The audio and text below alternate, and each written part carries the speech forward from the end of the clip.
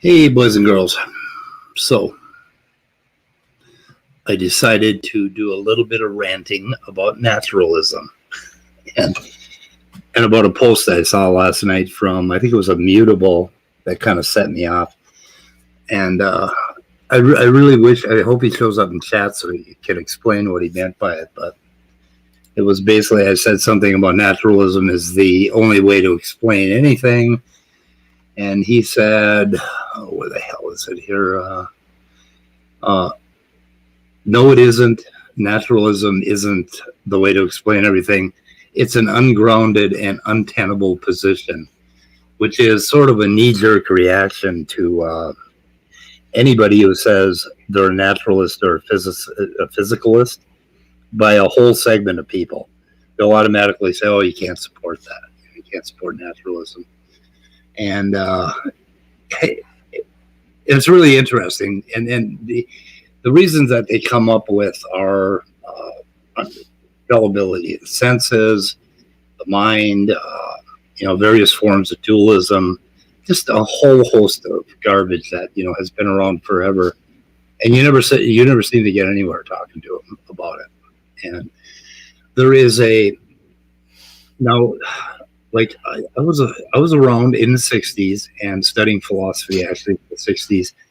And there was a big pushback in the 50s and the 60s, as I remember, against atheism, which they considered the equivalent of meaningless materialism, or believing that life is meaningless and doesn't go anywhere and everything's just gray, dull matter.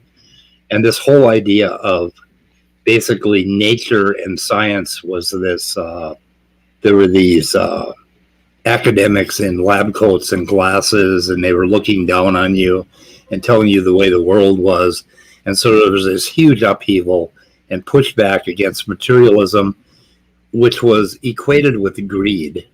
They were very much combined. So the philosophical materialism was almost synonymous with greed and just living your life out of lust and knowing that there was no meaning and being greedy, selfish, not caring about other people, all of that stuff. And then out of that arose a huge hippie pushback, which ended up being sort of a humanism or humanitarian push, where they talked about the humanities. And there was this war perceived between the science classes in school and the humanities, between the social classes like art and whatever.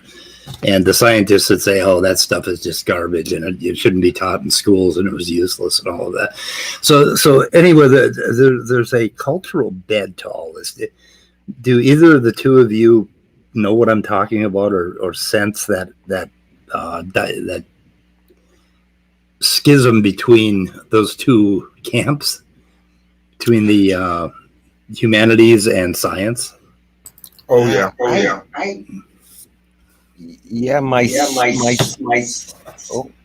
I'm getting an echo. Oh, you are? Yeah. Oh, it's gone now. Okay. Myself, I never heard the greed part about it, but the other parts, yes. I've never.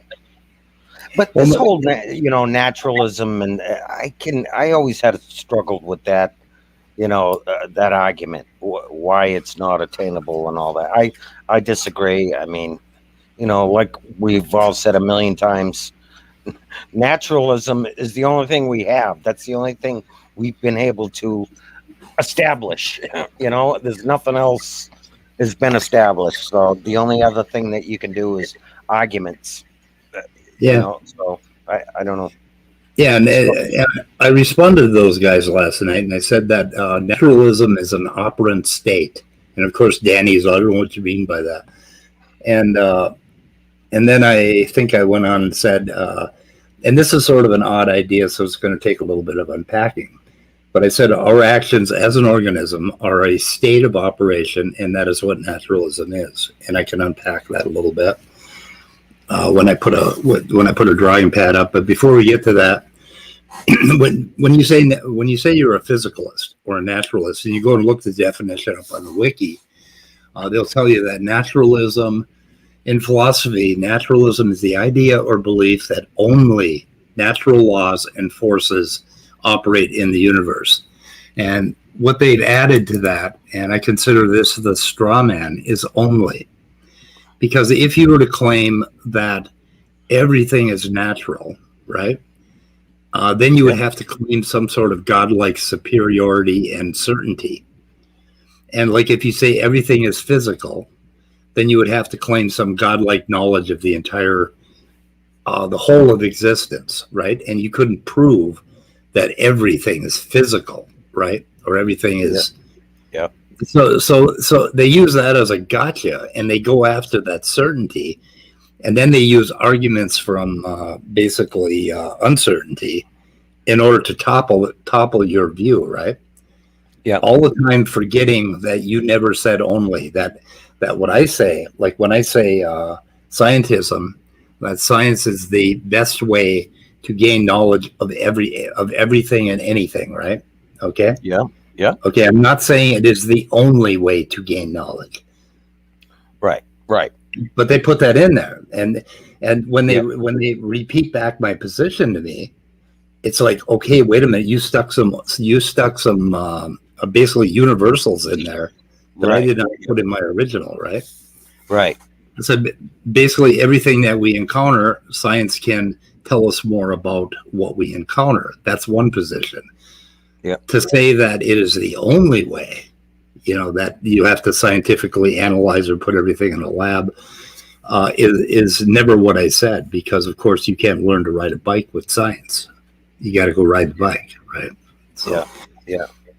And so, I don't know. Maybe this is just my ignorance or confusion, but I almost think that the search with this whole business of consciousness and the mind is separate from the brain and all that. It's almost like we're searching for something that may not even be there. They may not, I don't know. It's just so confusing. There may be nothing there to even look for, or never come up with an answer in that area. Yeah, so I'm trying. Immutable Destiny is here, so I'm trying to figure out if he's telling me why it's an untenable position or not. Let's see. So he said, Leo made a comment. What's that? Okay, we agree on the point. Okay, naturalism is a statement that everything which exists is a natural thing. No, it's not. It's basically it almost borders on methodological naturalism. Okay, you do not have to make a decision about everything in the universe, about everything globally, in order to be a naturalist. Okay, to be a strict naturalist, like I am, you would probably make you would have the belief that yes, that's how it's going to turn out. But in order to support my naturalism, I do not have to show you that everything in the universe is natural. Okay, I only have to show you that everything that we have around us, everything that we encounter, everything that you can offer me is natural. And that's kind of where I came up with this title for the stream, Nature, Agents, and Spooks, which is, let's see, did I want to go there next? I think I wanted to go there next. And then the key point to that is so far, right? So far, that's it. So far, right, exactly. Right. It's like, it's sort of a show me something. Show me something, for Christ's sake. Okay, so on this idea of methodological naturalism is not a philosophical position. Yeah, kind of is. or could be. But anyway, we'll get to that. So we have, we are like if you imagine a raccoon, right? Little raccoon. This is my raccoon. Okay. A raccoon deals with the world around it, with trees, and crap like that, and rocks, and dog food. This is dog food for the raccoon, and everything is done in a naturally, an operationally natural way. Okay, the raccoon grows up to learn how to walk around rocks and trees, how to climb trees, how to find food, how to do natural things. And the universe behaves in a very regular manner. And because it behaves in a regular manner, the raccoon is able to learn things that it can use at a future time, right? Because everything is regular. And that's basically naturalism. So it's operant naturalism is what I want to mention. Operant naturalism. And you basically, that point right there, you have no choice but to behave that way and act that way and expect, because if you didn't, nothing would make sense. You would survive and nothing would make sense. Yeah. Right. Yeah. Exactly. Yep. Yeah. So, yeah, but then, okay, we have another problem with the raccoon also grows up around other raccoons, and those other raccoons do not behave like rocks and trees and dog food. They go and steal the dog food, right? And they seem to, so these are agents. So we end up understanding also about our natural world that there are things with agency that do not behave in that real regular way. That it's like there's this whole secret universe going on inside of this thing, basically, that we don't understand or we cannot see, we don't have access to. I can see a rock and I can walk around a rock. Okay, but I see another raccoon, I have no idea if he's going to go right or left, because there's something happening inside the other raccoon that could make it dart right or dart left. Okay, and that's called an agent. So you see there's agency that we run into. And all of us social critters run into this problem of agency. I don't think insects have to deal with it, but we do. So our operant naturalism now has a little bit of a kink in it, and that we have this hidden world in these agents out there, right? So then we come along to human beings, which are idiot apes that fell out of a tree, basically, kind of putting mankind down a little bit. And we have the same problem where we have all of the natural things that we deal with. And when you think about the amount of information that your brain picks up in order to deal with the natural world, and the fact that objects have persistence, that putting one object behind another object includes the view of the object, all of that stuff, how geometry works, how space works. Go away, kitty. This is a philosophy talk. I'll call you when it gets to cosmology. My kitties are only into cosmology. So anyway, you have billions of bits of information or propositions that you learn in order to navigate the world. And we do an amazing amount of that by the time we're 3 or 4 years old. We could do a hell of a lot in the way of navigating space-time material geometry, that sort of thing. And then we start to acquire this theory of mind, or TOM, basically about agents and stuff like that. Well, humans take that agency, and somehow we have come up with this idea that the agent can do something without using its hands, feet, fingers, toes, dick, whatever, that the agent can do something simply with his mind. So we have a new kind of agency, and this is pretty much the definition of supernatural for everyone. I would like somebody to tell me a supernatural experience that doesn't involve an agent, another agent, right? Okay, we have a ghost. A ghost is a shell of a human being, and the ghost is an agent, obviously, right? Yep. Are you following? Yep. I'm So, still following. Yep. our entire concept of supernatural seems to have come from this idea of agency. of the fact that we can't see inside this mind. This critter could go right and could go left. But we further imagined that this critter could just think something into existence, think basically that a rock falls on your head, or somehow invoke by magic without actually using a tool or using its body to access it. And I don't know of any. Can you think of any? Has anybody told you of a supernatural experience that doesn't fall into the category of having something to do with an agent? I would say not, but I'm trying to think. The key thing here is imagination, probably, right? Yeah. I mean, because we can imagine, and you can almost imagine anything. It's I don't know. I'm trying to think of a good way to communicate this. Like, because you can just imagine anything, you almost think that your mind is actually doing those things. Capable of doing it, yeah, because separate from your body, right? Yeah, right.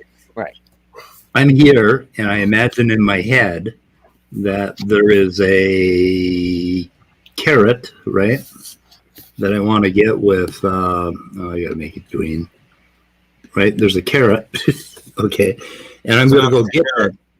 I'm going to go pull that carrot out of the ground, right? But then, okay, what if I just imagine the carrot and I don't actually go pull it out of the ground? And I know that I can do that. And then I get used to Scott, who's always stealing my fucking carrots and eating them online. Well, it's just so good. Yeah. And then I think, Scott could steal my carrots, right? And Scott's thinking about my carrots too. So we have stealing them. I really am. So I know. So we have these carrots that only exist in our minds, right? But then we go from that and we extrapolate that, well, if it exists in your mind, then maybe you can make it happen in the world with just your mind. You could imagine it in your mind. Why can't you make it happen in the world with your mind? Well, you could plant seeds, grow a carrot, water it, right, and make it happen. So you've got that. And that's Danny's intentionality, where you go from the human being to the thing, right? And there's a time delay between you having envisioned the carrot and you actually having produced one, right? So you have a desire to produce a carrot. So that's where it tends to become confusing. And that's, I think, where we come up with this idea of supernatural. But for me to say that everything is natural is simply for me to say that everything I have encountered so far excludes this, because I have not seen any solid supernatural event. The discussion last night was about if all of a sudden the stars moved around and they formed Jesus is your savior, whatever, hail Jesus. If the stars form that, right, that would be a pretty big event, and that would really set my worldview on its ear. But what the other thing that would do it is if all of my life supernatural events had happened all of the time. Like my mom, like I'm basically reaching for a cookie and my mom's at the store, and all of a sudden my mom invokes magic and whacks me on the ass, and I fall and miss, it's like, oh shit, mom invoked magic on me. I can't have a cookie. It's like, and and you're walking along and people are waving their sticks and beating you up with their sticks or tripping you, the world would be chaotic, right? But supernatural events would be the natural events. So in that case, agency operating without doing anything. Now, the other interesting thing that happened last night is Otangelo said, we know that intelligence can make things like cars and clocks and factories. And therefore, we know that intelligence made life. Well, okay, we know nothing of the kind. We don't know, and we have never seen just the mind make anything. Intelligence has never made anything. It always requires those arms, legs, toes, and fingers in order to make something. So it's always so. Anyway, so looking at naturalism as an operant state of an organism. That we live in naturalism and we behave naturally. We basically can move our muscles and operate our body naturally and interact with the world naturally. And when we do deal with another agent, we know for a fact that he cannot hurt us with just his mind. Right. That whole scenario that they were talking about, that big conversation about the stars aligning and all that Tesla come up with, right? That has been talked about so many times, right? And what I see, or at least yesterday, they failed to, establish is, if that event actually happened, right? Well, now you got to say, okay, is it the just one person? Okay, you as a one person, an agent, looked up into the sky and saw this, and you were the only one that saw it. Well, then now you can say, okay, shit, this, the probability is it's probably I'm hallucinating. But if you turn that around and say, okay, the stars realigned and the whole entire planet saw this, and it's all international news, and everybody saw the same exact thing, and then holy shit, now science is looking at it, trying to establish what the hell happened. Well, that's a totally different thing, right? You're talking, if you're talking one person saw it, okay, that's probably a hallucination. If the whole entire planet saw it, and now all of a sudden science is investigating it, now there's really something to that, right? So there's a huge difference there, and they never really established that. It was all, around and around and around arguing. Yeah. So Well, if everybody saw it and we all saw it and we could all, like, it was there many nights in a row, we could all look at it, talk about it, right, take pictures of it, whatever. I mean, I think most of us would convert. Yeah, right. That's a big difference between it happening and only one person saw it. Like, you got to establish that, right? And that would be the same way if I grew up and my mother could do things to me with just my mind, that she wouldn't have to catch me first. I mean, if she could do things without moving her arms and her legs and her actual physical things, then basically we would have supernatural would be the new natural. It would be incorporated. So trying to figure out what let's see, a definition is sound but practically useless.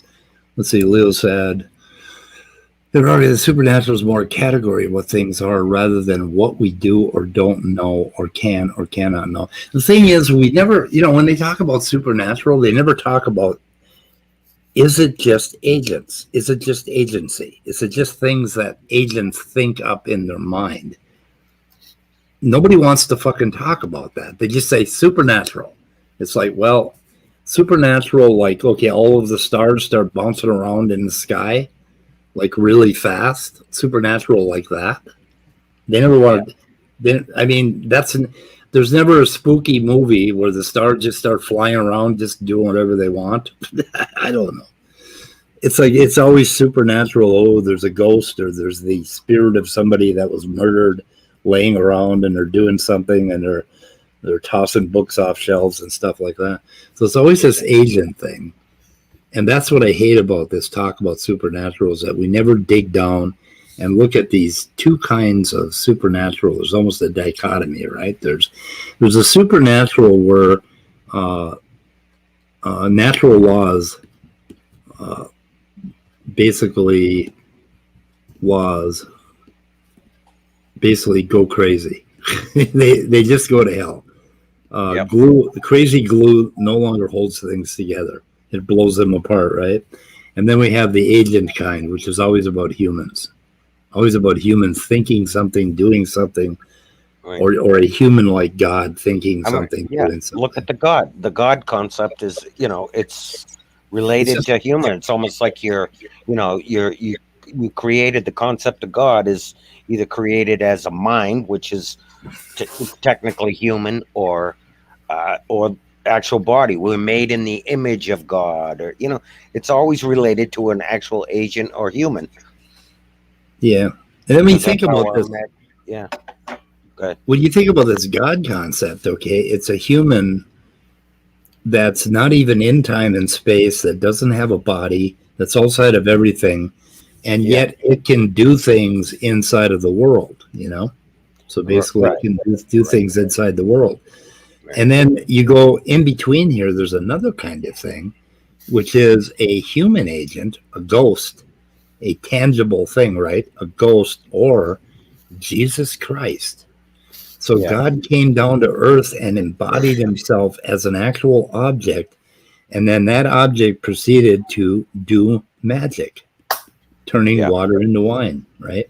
And that was probably established to better understand, to better relate. Right. Yeah. Right. Yeah. Right. Yeah, there you go. You got it. This appearance of man, God on earth or whatever, actually doing something.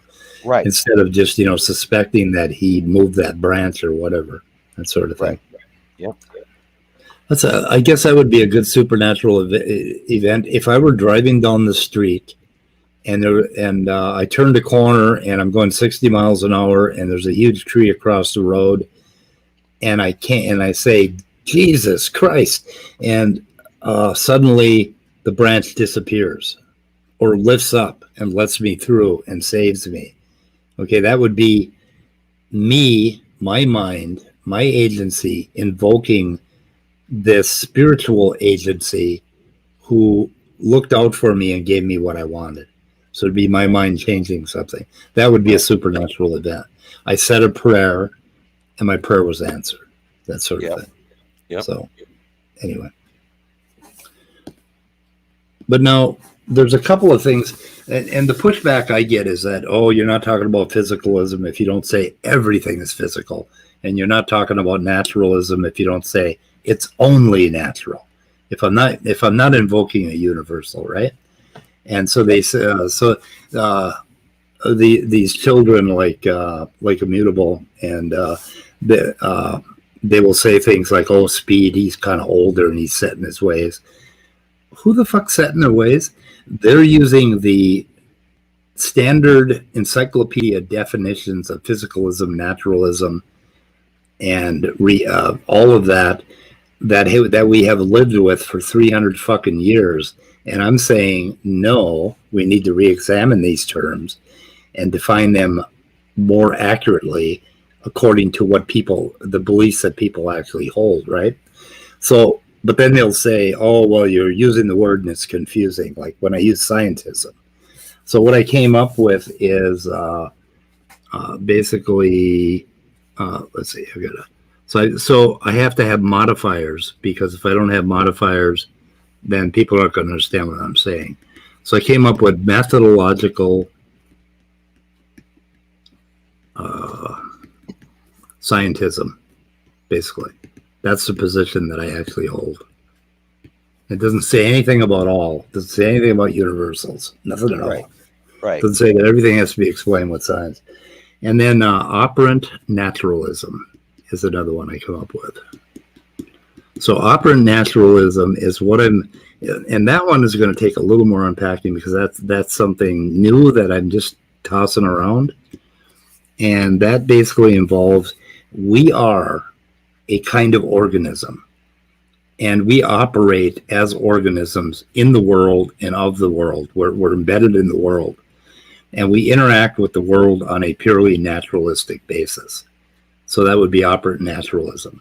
So, and the other one would be local naturalism, where I know that everything around me right now is behaving naturalistically, and I can count on it to continue to do so.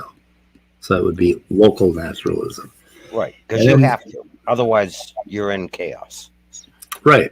Yeah, and it's like these philosophers, they'll make this big argument against reality and naturalism and brain of that, and then they'll order another latte and stuff another fucking bagel in their mouths. It's like, okay, you've just proven naturalism.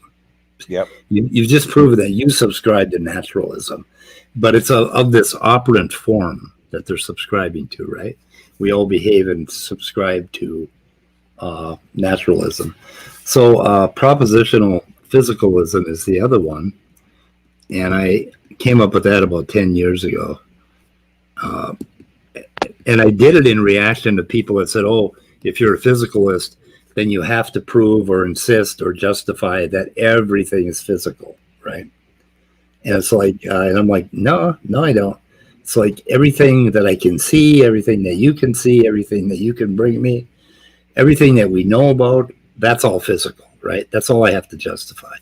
And we do that because physicalism consists of a bunch of propositions that we have. Object permanence, how objects behave. Two objects can't occupy the same position. So this one kind of subsumes that idea of logic that we have. Yep. So anyway, so that would be my propositional physicalism, where there's this huge body of propositions that are written in my brain and in the books in the library that I have access to, and all of that becomes physicalism, and of course that includes science. So what I would need to do to subscribe to any of these four things is to simply justify these four things as I define them. And I do not define them with universals because I don't believe that I don't believe in certainty. So right. Yeah. I think certainty is a ridiculous position. Yeah. Sort of thing. Yeah.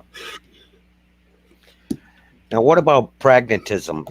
Like, as in, you would, practically speaking, right? What is that? Well, that would be, Right? I don't know. I don't know if we need to. That one kind of like drains out all the humanity out of things, and says, yeah, give me the facts, ma'am. We just want to build this house and go home. We don't want to talk about emotions or anything else.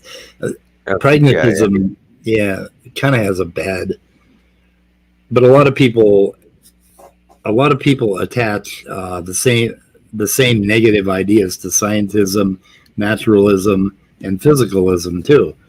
As I do to pragmatism, but yeah, pragmatism would be what works. Let's figure out what works. But yeah.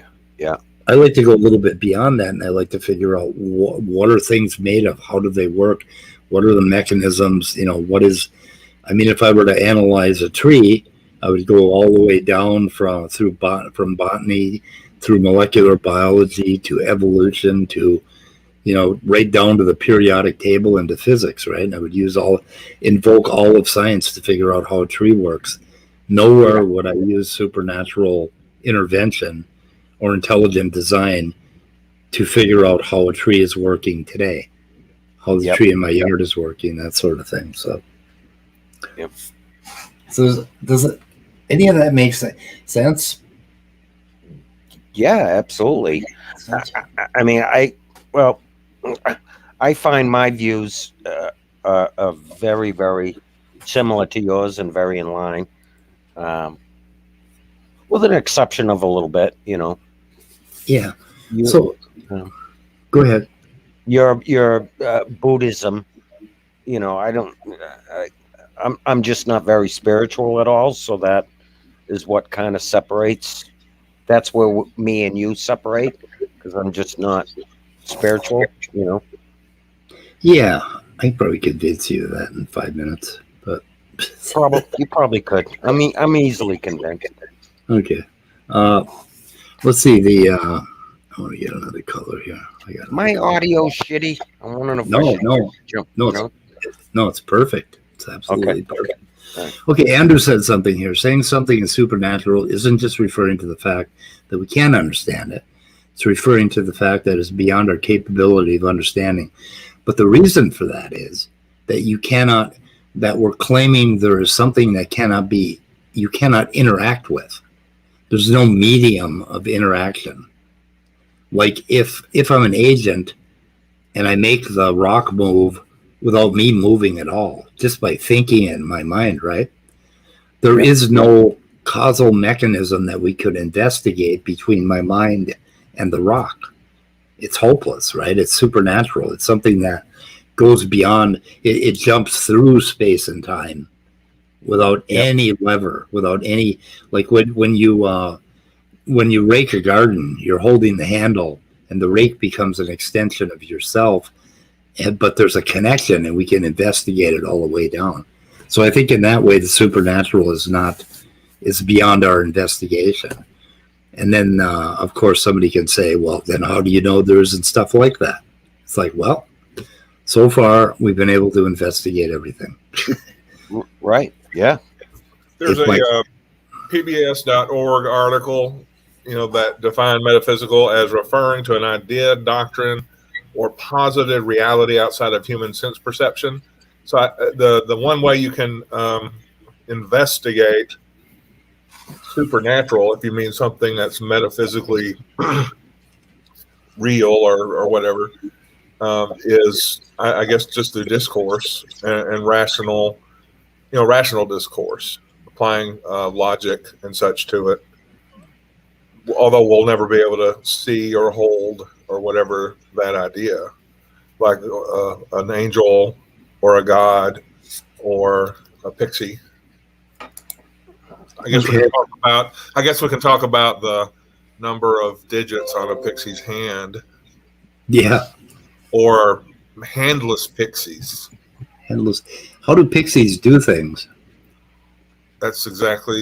We can talk about it, but that's all. Yeah. That's all the investigating we can do, I guess, is raise questions. Yeah.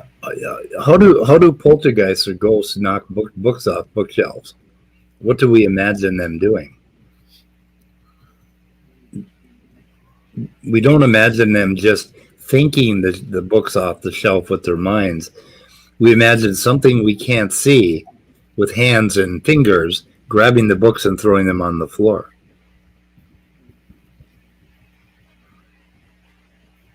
Correct? Yeah. Oh, yeah. I'm typing something in chat. Okay. You're looking at chat. Yeah. Andrew wanted to come in and talk about cosmology at some point, but anyway, I wanted to address scientism. Okay, and here's the thing, is that the idea is that we want to figure out what the hell is going on. What is happening around us? What is the world? What is it all about? How does it work? That sort of thing, right? And we're this little human in this spot, right? And we have a lot of things we've learned from the past, but for just now, consider that we are this human, and you are in this locality. All of us are in some sort of a room or a car, or maybe sitting out at the picnic table, listening to this, right? And this is a locality. Is that showing? That's probably a bad color. So anyway, this is our locality, and my locality pretty much amounts to like maybe 50 to 100, a couple hundred feet around me, right? Yep. If you're looking at the stars, that's really interesting. What is your locality if you're looking at stars, right? Or if you're looking out over a vast, mountain range, your locality is, sort of a lot bigger. But then you can think about, how long it took the light to get here. But for all intents and purposes, our locality is about 50 to 100 feet around us. And we investigate that. So we investigate this reality, and we find that there's nothing in this reality that we expect to behave in a supernatural manner, that sort of thing. And so we can conclude for naturalism for that locality or for that particular instance. Okay. But then, we run into these other human beings out here with agency, and they have minds, and we have minds. And then we start thinking about, oh God, what is mind? What is consciousness, and all of that? Well, one of the ways that I apply scientism to my naturalism is that is somebody opening a can? Yeah, not me. Yeah, that would be Scott, I think. Yeah, it'd be Scott. Making noise. Actually, I was putting a lid back on a cup. Well, that wasn't interesting. But I'm guessing that you didn't do that with your mind. With my mind, no. Yeah, no. Okay. I'd like to be able to. I'd like to be able to basically change channels on the Roku, or change whatever you do with the Roku. Navigate my Roku with my mind. Yeah, and the vaccine has totally let us down. I think maybe it's going to take a year for us to develop those basically Roku, Apple TV Mhm. powers, Yeah. you know, to be able to invoke those. But anyway, so I can establish that all of these physical things around me, basically are solvable with science, and you can't deny that we can investigate any damn thing around me with science. I've got a rock. I've got a pile of rocks that I stole yesterday at the hospital. Every time I'm at the hospital for a procedure, my son comes and gets me, Yep. and I'm left outside alongside these landscaping projects where they dump all these little rocks. Yep. So I usually steal 2 pockets full of rocks from that project, bring them home for my microscope. Yeah. But anyway, so I can understand all of that stuff basically with science, Yep. and that's scientisty, right? Yep. But then the other thing I do, or I did, is that with science, I run into something called neuroscience, and I went back and I started looking at myself and my brain, and I figured out all of the things I need to know about the inner workings of my mind, my consciousness, my senses, all of that stuff, with See, more science. right there is where you would invoke the why question, right? Why did I do that? You're going back to psychology, and that would be, and those kind of questions are always, you know, almost ill ill defined, or uh, you, when you start, and when you're talking more pure scientism, it's always the how, right? But Right, when you get into the why questions, that's when it becomes slippery, right? right. And So that's where I go that one extra step. Okay. yeah, So suppose I'm looking at this guy out here, and this guy is making this funny squeaky noise, and it sounds just like why. So he's yep, making this funny squeaky noise. Okay. So I can see that funny squeaky noise, the sound waves moving, and there's something in his head, and there's something that made him utter the word why. yep, And then I could use more neuroscience to go in and start taking a look at all of the systems, all of the things that have happened to this critter that would cause it to invoke that why feeling, right? yep, But then now I still wouldn't really understand what he meant by why. I'd right, be seeing it as a squeaky noise, and I'd be seeing his brain moving and all that shit, right? In yep, order to do that, I've got to come in to my own head over here, and I've got to feel like, what do I feel and invoke when I say why, right? yep, yep, And unpack it that way. yep, But I still use scientism there too, even on right, myself, right, because I'll ask myself, well, where did you get this why idea? What do you mean by why? right. What do we And if mean by why? and if you notice, theists are always using the why. Always, they Yeah. always want to know, why are we here? What is it? Why? Uh, I'm trying to think of another one. I can't think of another one right off the bat. But yeah, and like I said, those types of questions are always get slippery. You know. Well, okay, but I want to get a little further.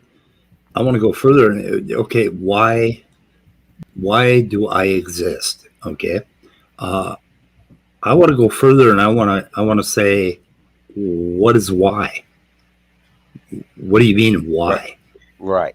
Yep. What do we mean by why? Like, why am I? Why do I exist as opposed to not existing? Right. So that right there. Right. Now, and if you change that to, so you're talking about existence, right?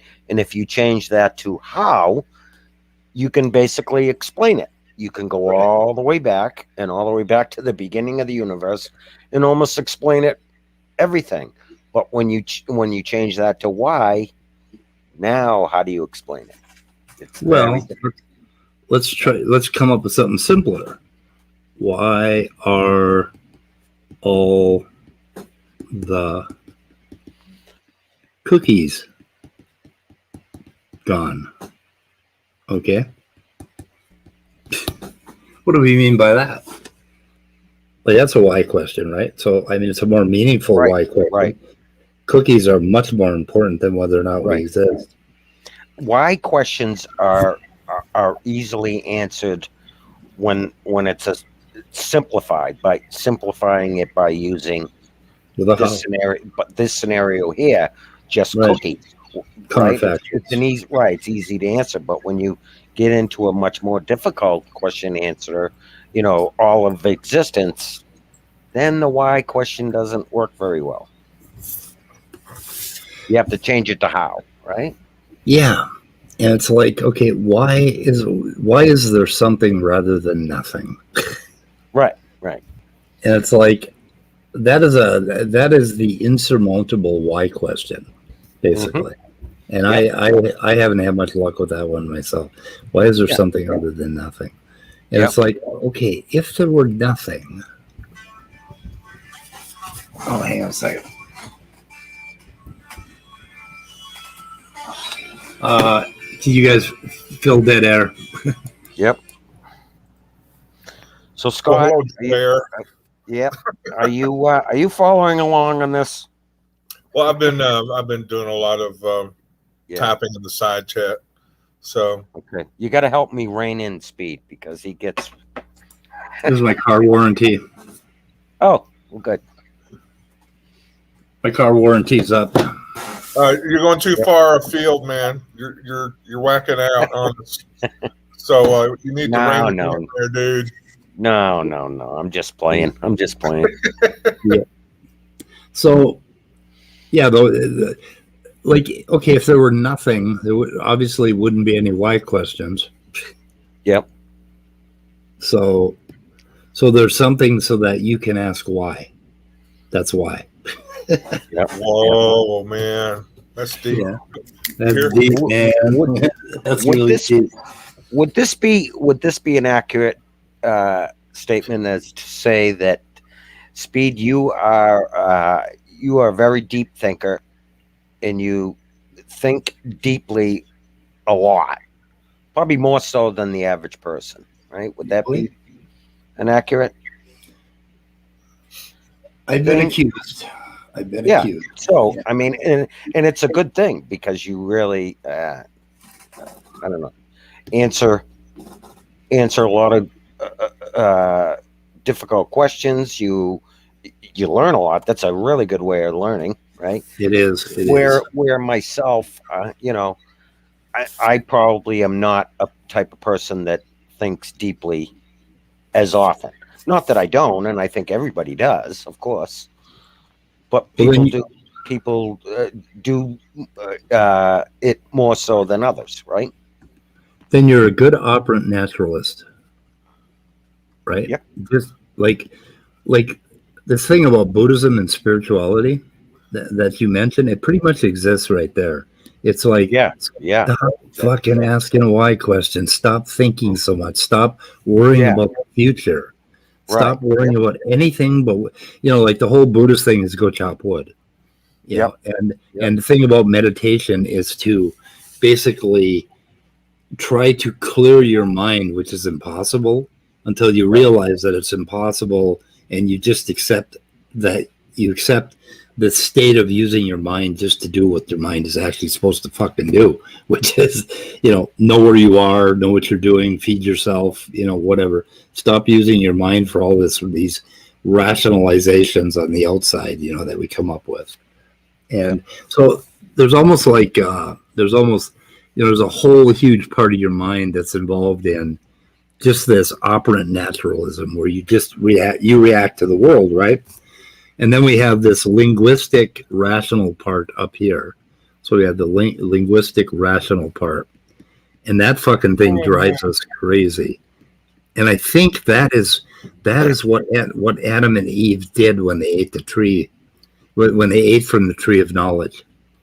Basically, they acquired this thing, this thinking part. Like, now I know I'm going to die. Now I can ask why questions. Now I can befuddle myself. Now I can worry about my fucking prostate enlarging and killing me. Shit like that you don't have to do. And Buddhism is sort of like like but it's a wonderful tool, right? It enhances our life. It enriches our lives, this rational part. But Yeah. is it enriching your life when you're worried about the economy dropping out and the whole world going to hell? I mean, is that enriching? No, you're not using the tool properly, right? Right. So, Right. so Buddhism and spirituality pretty much lives down in this, where the world is, where you are a raccoon and you're as happy as a fucking raccoon with a slice of bread. And when you're eating bread, when your stomach's full, when you're warm, everything is fine in the world, just fucking exist, and basically embrace the organism that you are and stop using this fucking thing to create problems. Yep. And stop creating fucking YouTube videos.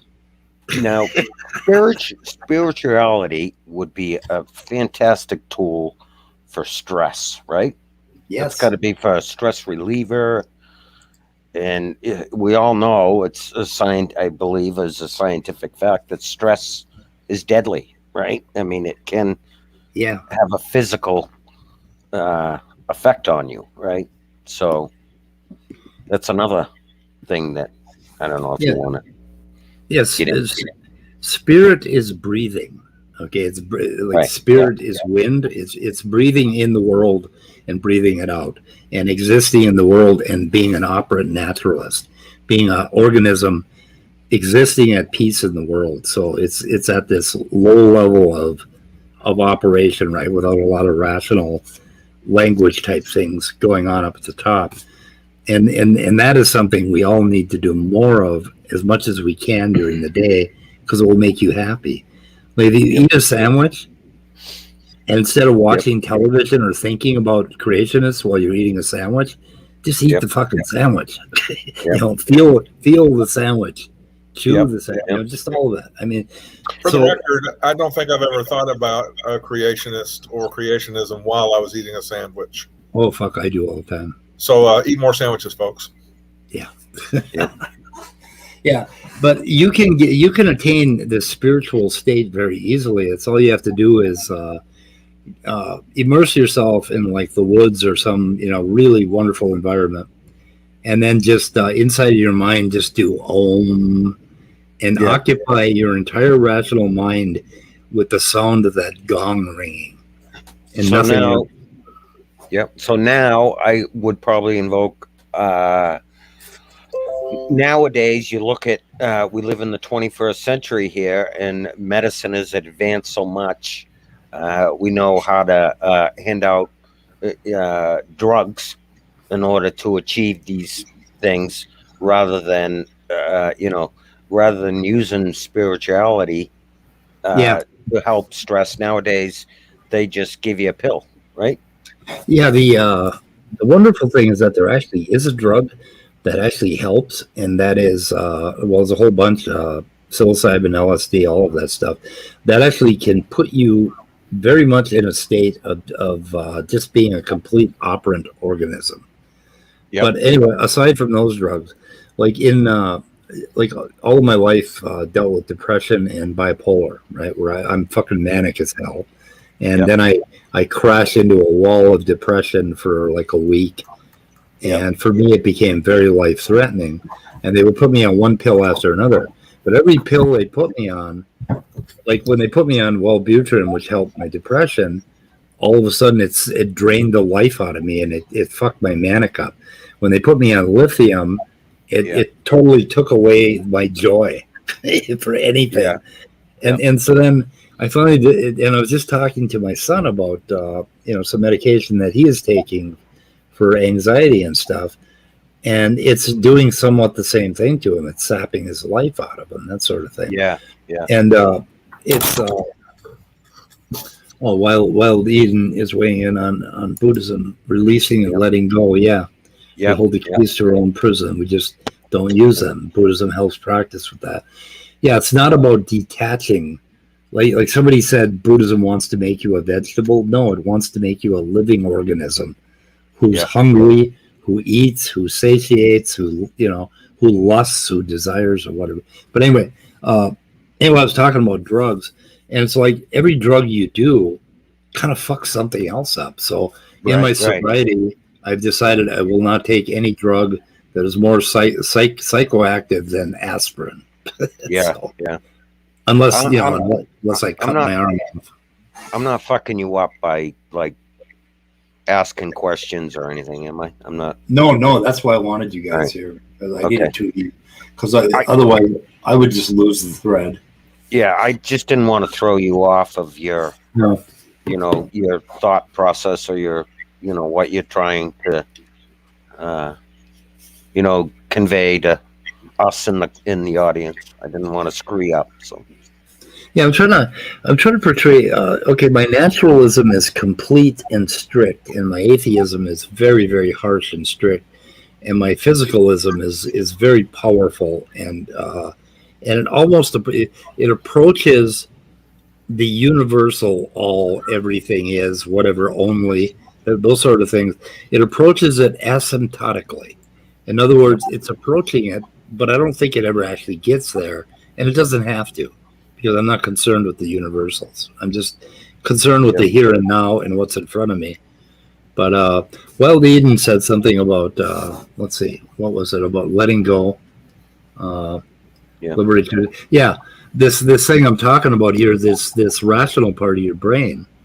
Okay, all of our problems, all of our fears, all of our mental issues that we have, and our self-esteem problems, our selfishness, all of that is involved in this linguistic rational part of your brain. You don't fucking need that. Raccoons don't have it, and they don't need it. Yeah. Ants don't have it, and they don't need it. And they're fucking like a dog. A dog, all a dog needs is for his owner to come home. Right. Yeah. And before his owner comes home, he's sitting there. He's not suffering. He's just like, oh boy, he's coming. He's coming. That's one of the things that, like you talk about spirituality, like that would be a more natural way of dealing, right? Dealing with things, dealing with problems. And that's always a better choice.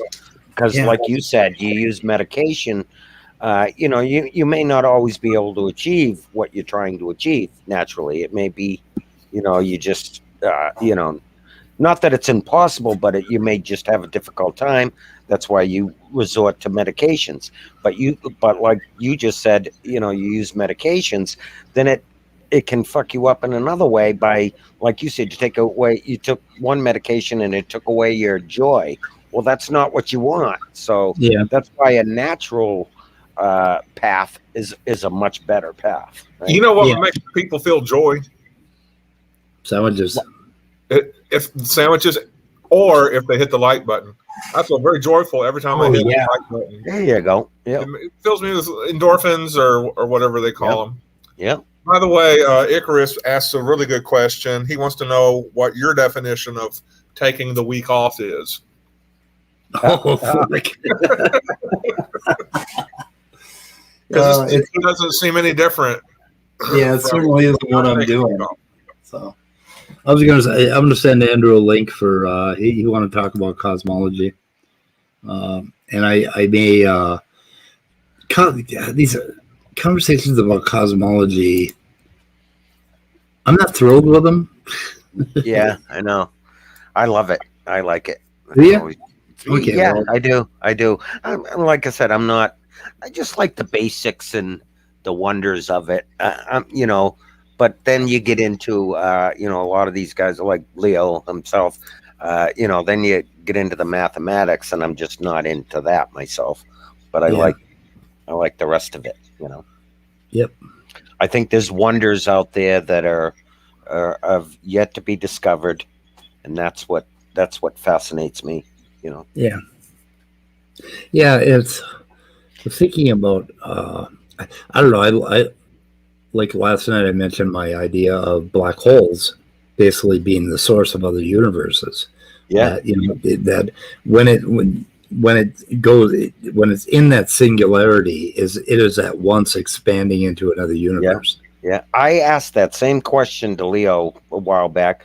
We talk about cosmology here and there, right? And I asked the same question, and I asked him what he thought about that, and it was that's interesting how, a black hole reduces down to a singularity, and also the beginning of the universe reduced down to a singularity. So the parity that, that similarity is interesting. Well, seeing the cosmos as this boiling, percolating black holes, basically expanding in the universes with black holes inside of them, expanding into other universes, and just the whole thing, just this boiling mass of something, of isness, basically. Yeah.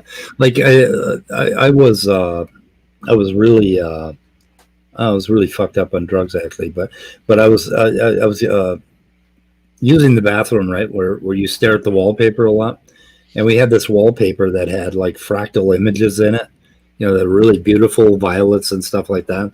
And I was staring at it, and I think actually I'd had some psychedelics, but anyway, I got this like sudden idea of basically this fractal universe, that everything was like this fractal interchange of that everything was like a way of looking at stuff and stuff not.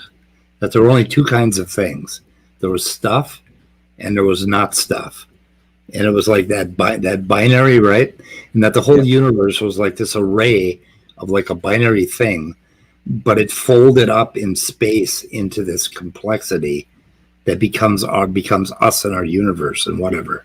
And then we're looking at a huge sheet of just boring stuff not, but folded in, multidimensionally into this thing that, this rich and complicated thing in front of us. So I think when you submit your paper to the Royal Institute, you're going to have to be a little more rigorous than that.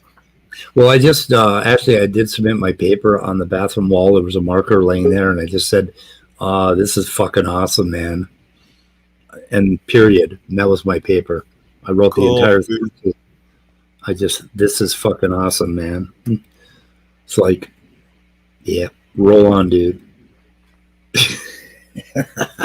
Anyway, Andrew. Hello, gentlemen. Cosmological. Hey, Andrew. We're switching into cosmological mode. Can you guys hear me okay? Yep. Large. I'm hearing an echo. Speed, you're echoing. I'm not echoing. You're echoing. Okay, now you're right. Okay, now it's yeah. Everybody that comes in at first, when they first start talking, there's an echo back, and I don't know what it is. Yeah. And everybody complains. They said, "Oh no, you're not echoing." It's like, I think that was a StreamYard. Remember that? I think StreamYard was having that problem or something. I don't know if it has something to do with that or not. So did it start after you put that new script in? It could be that. I don't know. Yeah, because anytime there's a change of software or scripting or something like that, you have to wonder. Let me see if I can mute all you guys. Try to talk. Can you guys talk? Is it working? No, Nope, it's not working. Okay, Peter, the fucking script isn't working again. Are you guys? It's not working. It's not working, Peter. It worked for me. I was stuck. I couldn't. Yeah, it worked for me as well. I'm free from Speed's physics. Okay, let's try it again. It's supernatural. Wow. You have supernatural powers. So you guys, okay. It worked for me. I couldn't unmute. It said host muted you, and I couldn't undo it. Okay, Andrew, you could do it because you came later. That's why. What the? Oh, so we could mute Scott and David. Isn't that cool? Are you guys okay? Are you guys unmuted now? Yep, I'm unmuted. Yeah. Okay. Anyway. All right, Andrew, I want to make a suggestion for you. Okay. So I know how you come in and you always like to ask questions, and you have a subject or something. My suggestion, instead of saying, can I ask a question, or is it all right to ask a question? You always start with that, right? That's usually your go-to. So instead of doing that, start doing, I have a question, and then ask it immediately. Yeah. I think that's going to help you out a lot. And because it's like so many times, you get passed by, how these, a lot of us are, everybody's guilty of it, I'm sure, is everybody's babbling, and, you miss out on questions that you like to ask. The subject ends up getting changed. You want to ask a certain question about the subject that's being talked about, and then all of a sudden, a minute later, it's changed. Yeah. And you don't end up asking it. So try to push yourself into it a little more. Be a little more assertive, right? And just say, I'm "Hey, working I on gotta," it. and then say, "Hey, I got a good question." And usually that'll get people's attention when you say that. Say, "Hey, I got a good question," or, and then just ask it right off instead of waiting. You know what I mean? So I think Hey, that'll help you. Okay? Sorry, I gotta give my dog something real quick. I'll be back in like 2 minutes. Okay. Okay. Yep. Yeah. Sounds good. I kind of want a dog so I can feed my mailman to him. So I'm really starting to hate my mailman. Really? What did he do? Well, sometimes he shows up at 1 o'clock. Sometimes he shows up at 7 o'clock at night. Sometimes he doesn't show up at all. Yeah. And I'm just getting really irritated with him. Yeah. Is it the Sometimes same guy you always have, or is he like a fellow working two shifts, working two routes or something? They used to be regular as hell. Yeah. Until the last administration got a hold of the post office. Now everything's just all weird. Yeah. They put that guy in there whose job was to destroy the post office. Yeah. I wonder if I turn my cam on. Well, I think usually those guys operate like they have a route, right? They have a certain route, and however fast they do it, like if they're really fast, they can accomplish it in 4 hours, let's say. Yeah. And then they actually get paid for 8. And some guys, a friend of mine was a mailman, and he told me about it. That he would. What he used to do is, they're assigned a certain route, right? He would go and he would crank it out in like 4 hours, and then he'd go and hang out at his house and work at his house for the other 4 hours, then go home, or go back and sign out or punch out or whatever, and he'd get his I full. think these guys are probably working overtime now. Anyway, I bought a whole like a dozen green shirts like this, and then I bought a dozen light blue ones. So I'm really happy with them. So, Are you doing like a painting out of shirt speed or? I don't know. I kind of like wearing the same color shirt every day, like for weeks in a row. But I like the green. But I ordered green, but this is a little like really green, really heavily lime green. I didn't expect, like when I opened the package, I just like, wow, that's greener than I thought. So I don't know. Anyway, but I'll get used to it. Speed, you amuse me. I was, that's what I was pissed off the mailman because it took a while to get my shirts, I guess. So anyway, but tomorrow I'm switching to a blue shirt. Oh, yeah. There you go. Yeah. There you go. Okay. All right, Endo. Did you want to talk about something? So what I wanted to talk about, put some science on the show today and talk about what are called the three pillars of Big Bang cosmology. Otherwise, you could just call them the three main pieces of evidence for the hot dense state that we call the Big Bang. So these three pieces of evidence are independent of what we would call the Big Bang, otherwise known as the Big Bang singularity. So it kind of gets confusing because you can see Big Bang referring to the actual singularity or Big Bang referring to the hot dense state that came after. So it's kind of, that would be good, Speed, if you want to draw some stuff out. 3 pillars? Oh, okay. Oh, that'd be a cool metaphor, yeah. Okay, I'm thinking condominium collapse in Florida. Oh, yeah. Okay, continue. Okay, so the first pillar, which was, of course, the first one to be discovered, was basically, of course, the expansion of the universe.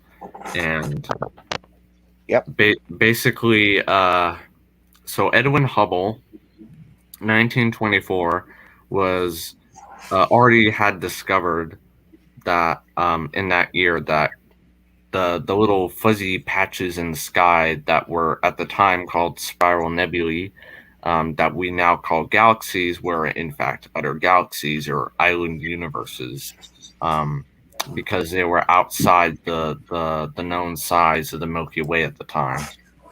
So we figured that out in 1924, and then in 1929-ish, he found out that when you looked at the distances of those galaxies and used a technique known as redshift, so basically he looked at the spectra of the galaxies and they were shifted toward the red end of the spectrum. So you could see the absorption lines in the spectrum that you often see, but they were shifted toward the red end. So they had kind of moved.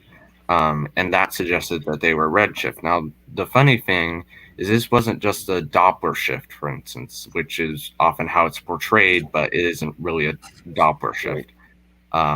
Just for clarification, the Doppler shift is basically siren going past you. Yeah, right. Exactly. Yep. The redshift is light. Yeah. It's kind of different. This is cosmological redshift, basically. And it has to do so what Hubble found was that the farther away he could basically plot the distance and the redshift, or what he would call velocity, in his equation of the Hubble constant, h equals v times d. Or wait, maybe basically velocity is proportional to distance. So in other words, what he found was that the amount of redshift was proportional to the distance at which the galaxies were, which means redshift was that a frequency of the light from standard? When you look at the spectrum, you can see these little dark bands. Basically, that's where the electrons have absorbed the light. And redshift just means that those lines have been shifted toward what we would call the red end of the spectrum. So longer wavelengths. Yep. Okay. And basically, so we found this redshift distance relationship, and the farther away you looked, the faster they were moving away, or correspondingly, the higher the redshift. And the only thing that we found out that could mimic that was expanding space. So, for example, the common one is the balloon analogy, which isn't terribly accurate, but it gets the point across.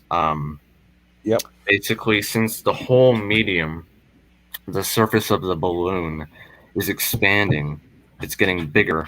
The distance between dots you put on the balloon gets bigger. So say, for instance, 2 dots on the balloon are separated by 2 units, for example, and one is separated by, and another 2 are separated by 1 unit, however big the units are in this case. Now you expand the balloon by a factor of 2, so you're increasing the size of the entire space by a factor of 2. Now the ones that were 2 units apart are now 4 units apart, and the ones that were 1 unit apart are now 2 units apart. Okay, so the amount of expansion depends on the amount of space already between them. So the more space between them, the more the greater the rate they expand. Oops, I got the formula wrong. Thanks, Leo. I have trouble remembering it. But basically, that you can think of that expansion as related to redshift. So when he measured this redshift and it was proportional to distance, he could figure out And we now know that this was due to expanding space. That is, the entirety of space itself is getting bigger, and therefore the corresponding distance between points, galaxies, is getting bigger. Okay, so does that make sense for everyone first? So that's the first pillar of Yes. Big Bang cosmology. Absolutely. Yep. The second pillar. Oh yeah. Hey, Speed, do you want to title the foundation like Big Bang, or actually no? Title it LCDM, because that's the model. LCDM. Yeah, I can explain that in a bit. Oh, I Okay. meant the horizontal one, but that's okay. Oh, the entire thing.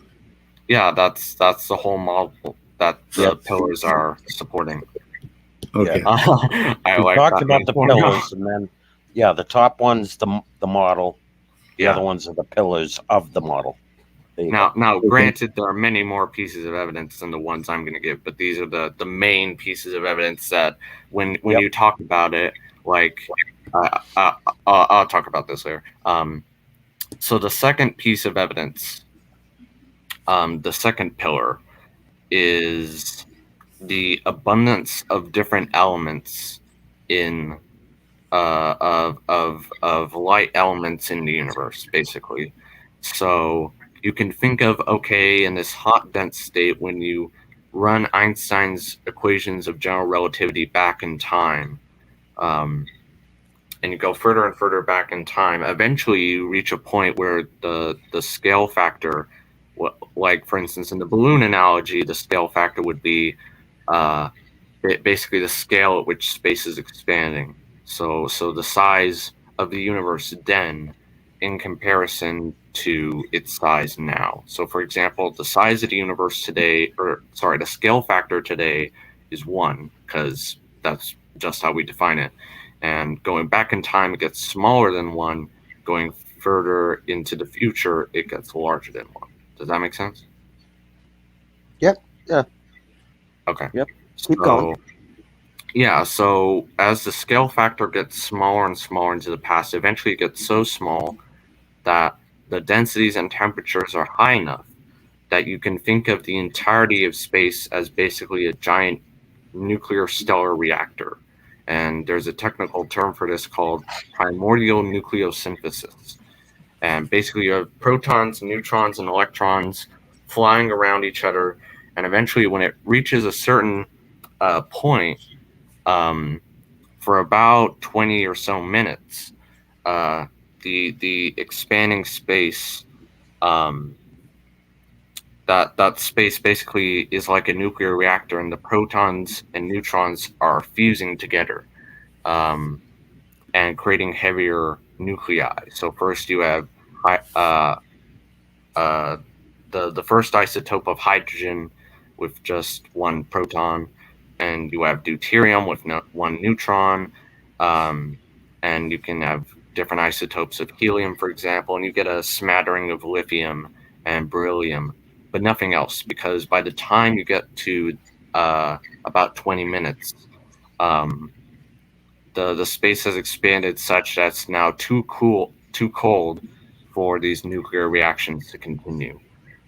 So that's a clear prediction. If our models of expanding space are correct according to general relativity, and it really was in this hot, dense state for this period of time, then today there should be, when we look back in time, for example, when we look into the universe, we're looking back in time because the light has to take time to travel to us.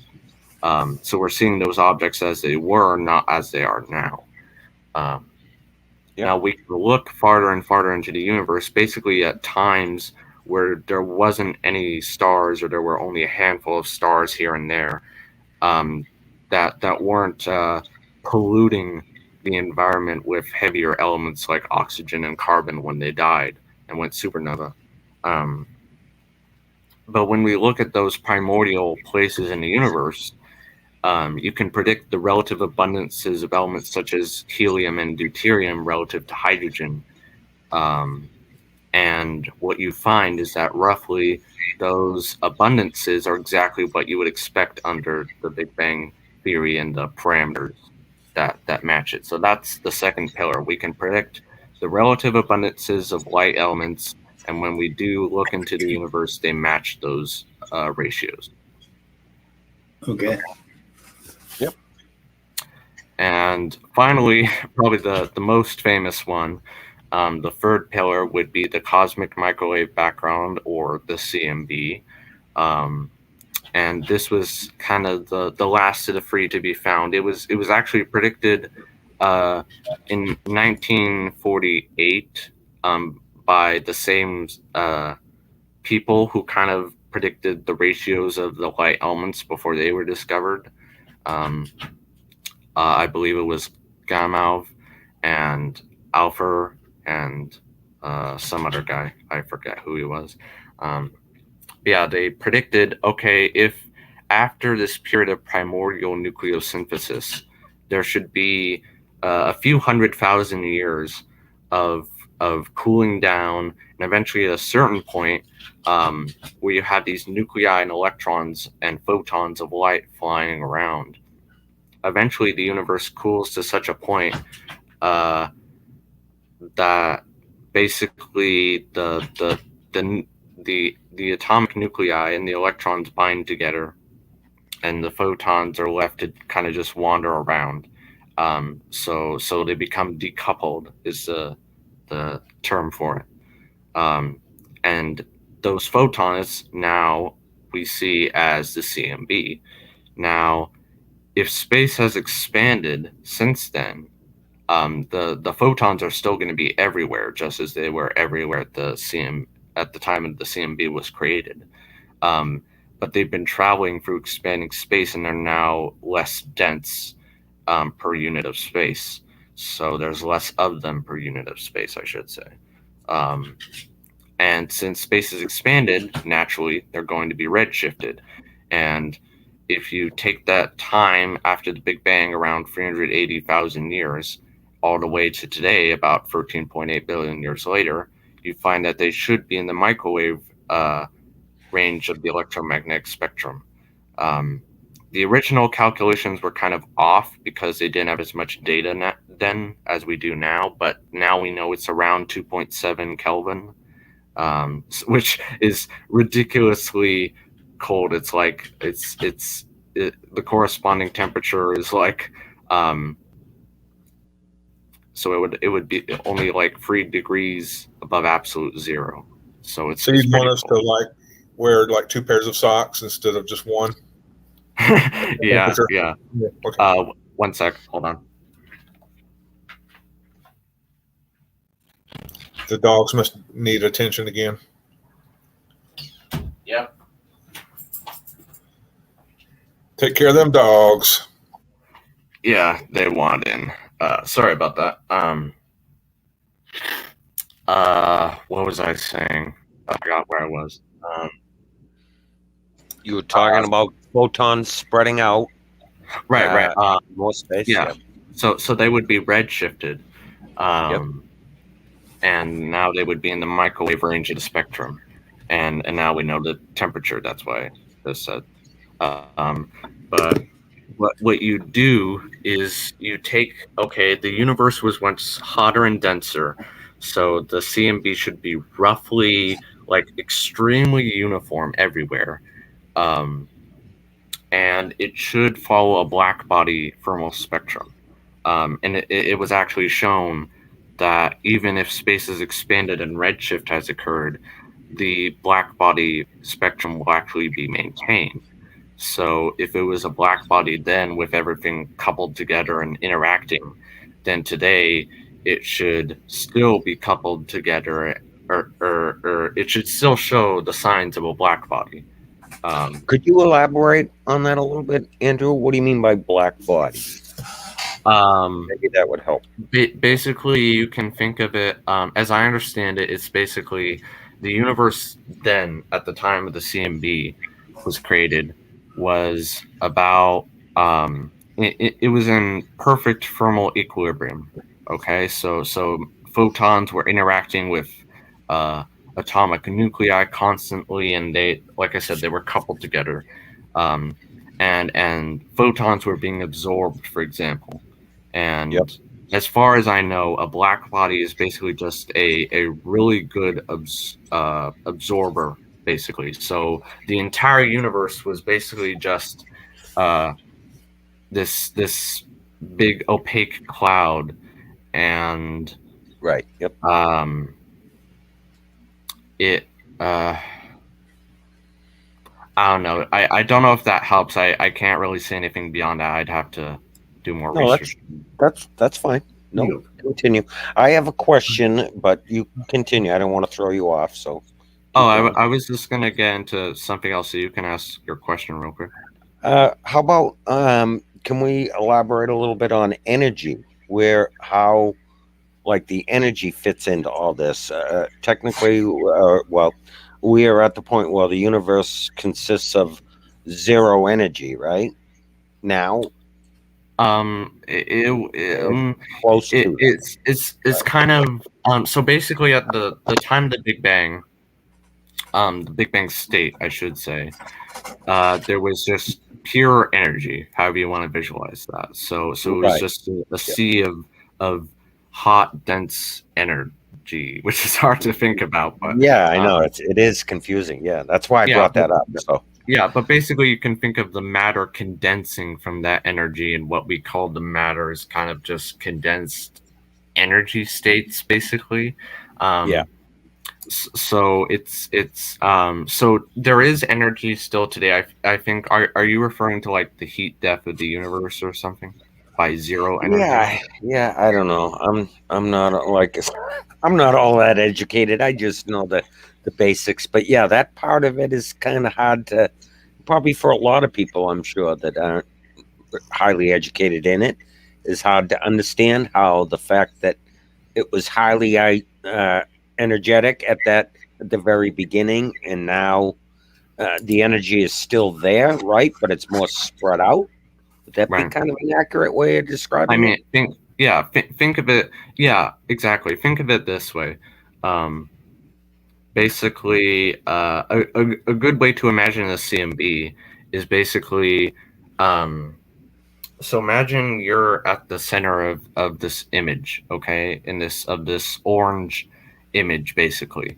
Now you may not be the center of all of creation, but just that for simplicity's sake, you're in the center of the image of this little patch, basically.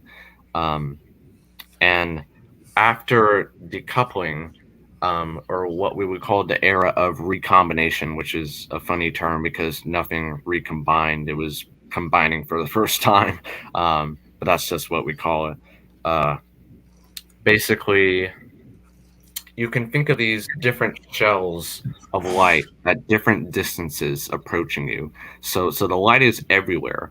It's just that we're hearing the light that just happens to be reaching us from what was then a distance now is expanded for 13.8 billion years. I don't want to get into the technicalities of it because it kind of gets confusing as to like what is distance and expanding space, because you can't really say today the universe is this many light years across because tomorrow it's going to be bigger, and you also have to factor in the light travel time and how going farther into the universe is looking back in time, basically. And you can't even say, oh look, this star in the sky is right here. Oh, but that's just where it was when the light left it. It might have exploded by the time I'm seeing the light coming to me.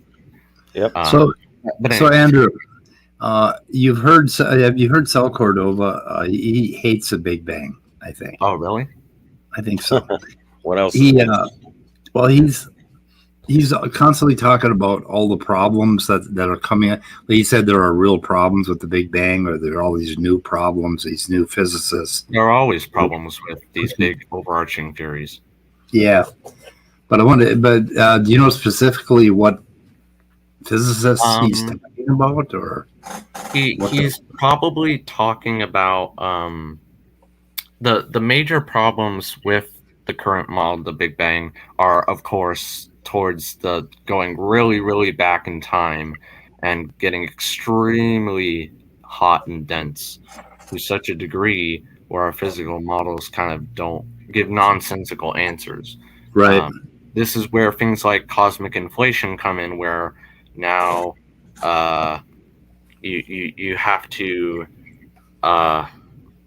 but basically inflation is kind of a way of explaining the this actually gets into the last thing about the CMB I want to talk about, which was basically oh yeah, exactly, Leo. Basically the CMB is pretty uniform, but get this, on extremely small scales, like parts of 1 in 100,000. There are tiny, minute variations in the density and temperature. And these density fluctuations actually correspond to the fluctuations of matter we see in the universe today. So, in fact, these fluctuations in the CMB are telling us how the universe is structured and how it got that structure. And one way of explaining that is the fact that in this really, really early period, there was a time of rapid inflationary expansion.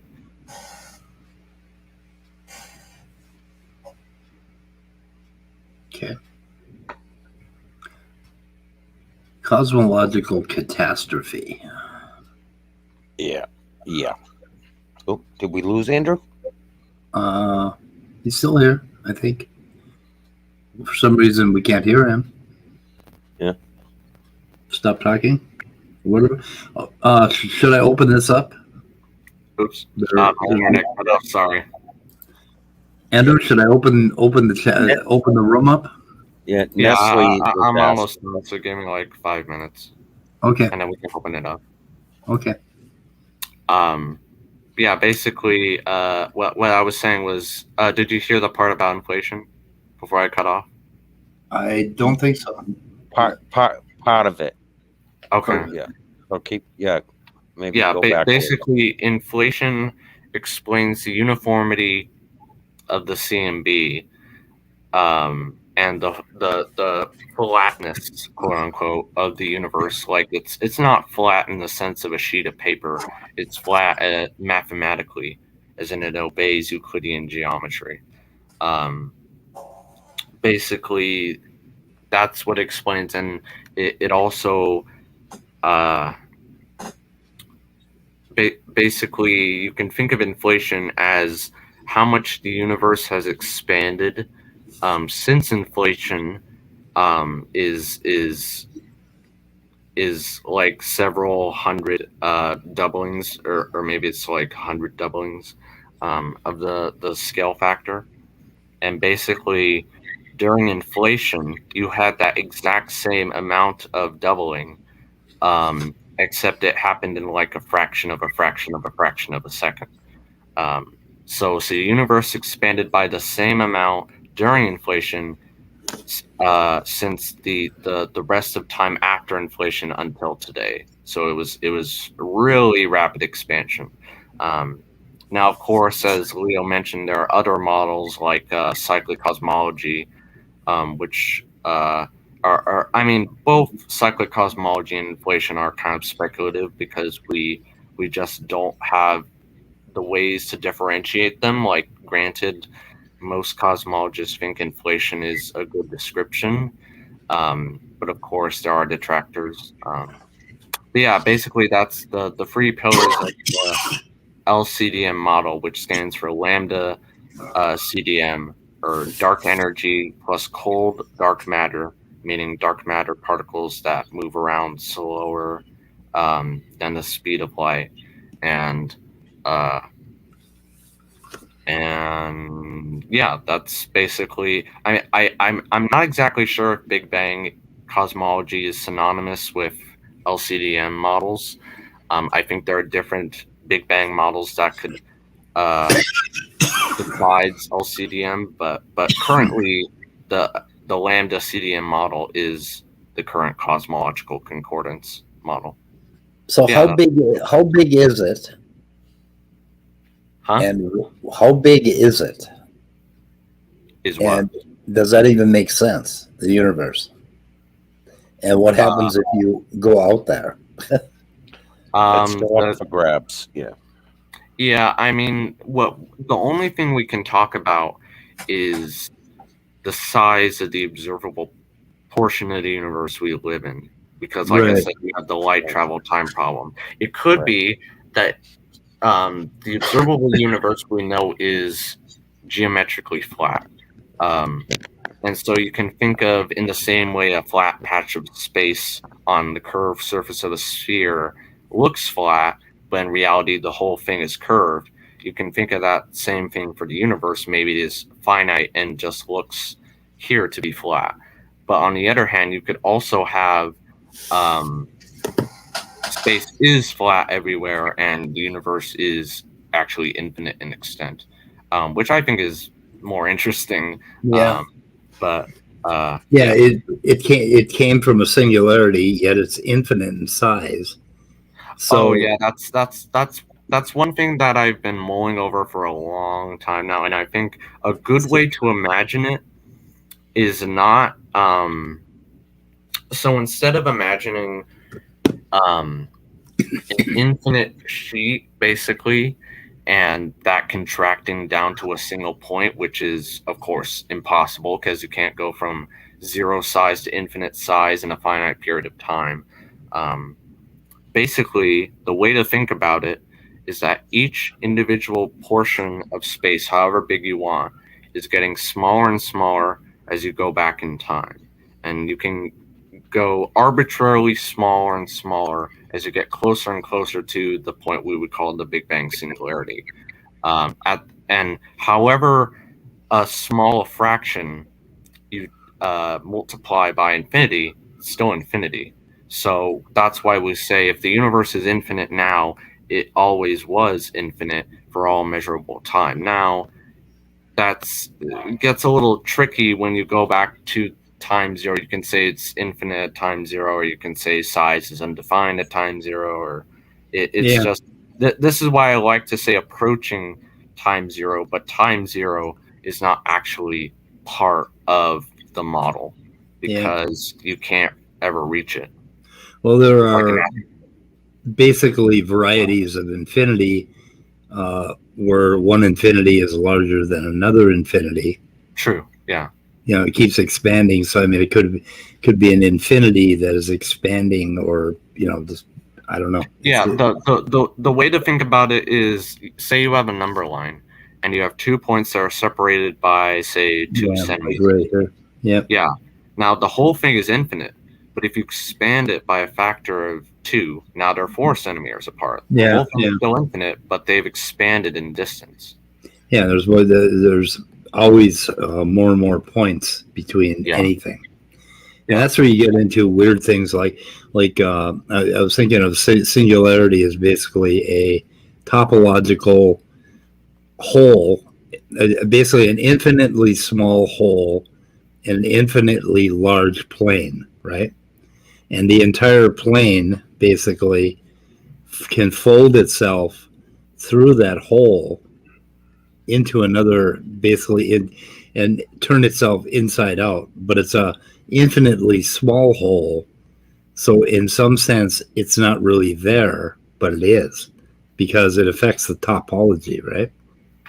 Yeah. It wouldn't be. It's a hole, but it has no dimension, which is really fucking weird. And I think that's why I think the answer to physics is going to come from geometry. When we break free of space-time geometry and start getting into more intensely complicated geometries, like an infinite. The only way to approach the singularity is. Yeah, I mean, we need a theory of quantum gravity. We need to incorporate quantum effects into what we already know about general relativity and space-time. And Yeah. until we do that, basically, there's the current model is that the universe had a beginning because general relativity is our best description of the largest scales of reality. But it's Beginning works the same way. It basically, okay, for an infinitely small hole in a topology, when you go back to, and you try to find the beginning, you keep running into more and more infinities, and you never actually get to that beginning, right? Yeah. So it keeps, so there is, so the beginning of the universe almost has no definition in the same way that an infinitely small hole in an infinitely large plane would have a meaning, or would have a yeah. I mean you it's can't make sense out of that either. you can think of the function 1 over x, and as you define the coordinate 0, like 1 over 0 is nonsensical. You can say it's infinity, but more properly it's just undefined. But as you make x smaller and smaller, the thing gets larger and larger. So yeah, it's do like we want to go ahead and put the link out? Yeah, let's go ahead and throw it out there. Do you want me to say it for you, Speed? Fuck you, Leo, because he's making funny, Speed. They're already ahead of you, Speed. So, yeah. Lol. So tell him. I'll say it for you. Fuck you, Leo. You, Leo. Don't let Leo in. Yeah. But I hope I explained the 3 pillars and all that succinctly. Yeah, that was good. Yeah. Thank you.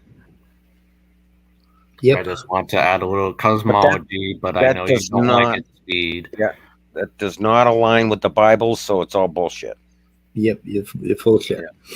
Yeah. That's why Sal doesn't like it. That's why I was saying Bible. Okay. Yeah, go ahead, Andrew. Yeah, that's why I was saying the other day. I find it interesting because you can think of it like if every little piece of space is getting bigger, but at the same time going back in time, every little piece of space is getting smaller. It's just mind-blowing to me that there was once a time where my living room, my house, was once packed so small that it was 1 trillion degrees in this larger space that also was trillions of degrees. And it's just mind-blowing. Yep. Well, I wouldn't think it like you can't define. You can't really say that the space within your room is the same space as that is. And Andrew, did your air conditioning work back then? I hope so. Yeah.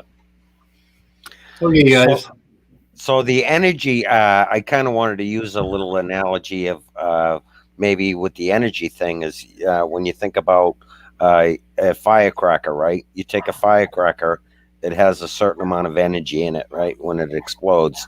And if you take that firecracker and hold it in your hand, if you have just put it in the palm of your hand and set it off, it's only going to burn your hand. But you take that same firecracker and you close your hand around it and explode it, it's going to blow your hand off, right?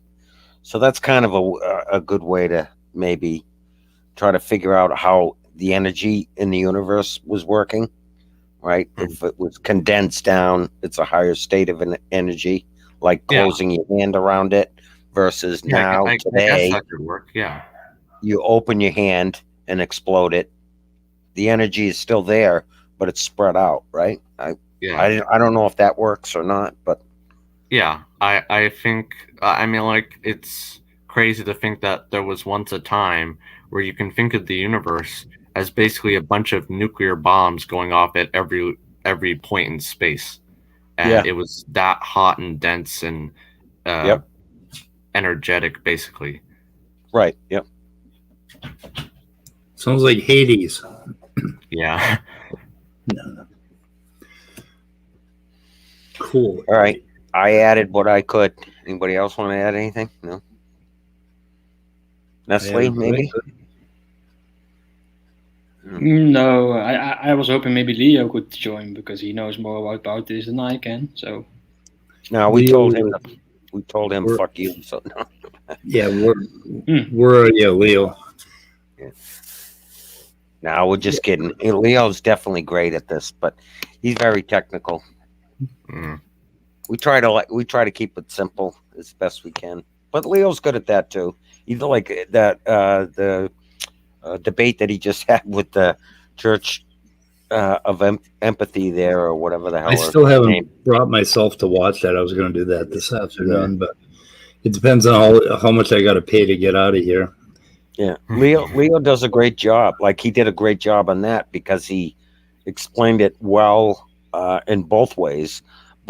So it was easy to understand, but also got into, a lot of the technical parts, more complicated stuff. So he does, when he does his debates, he does a good job with that. Yeah. So I have to give him kudos for that. I have but one life, and I give it to biology. I decide not to give it to physics. Man, that's right. Yeah. I have 2 lives. You have 2 lives, yeah. Midnight has he wants to have infinite life, which is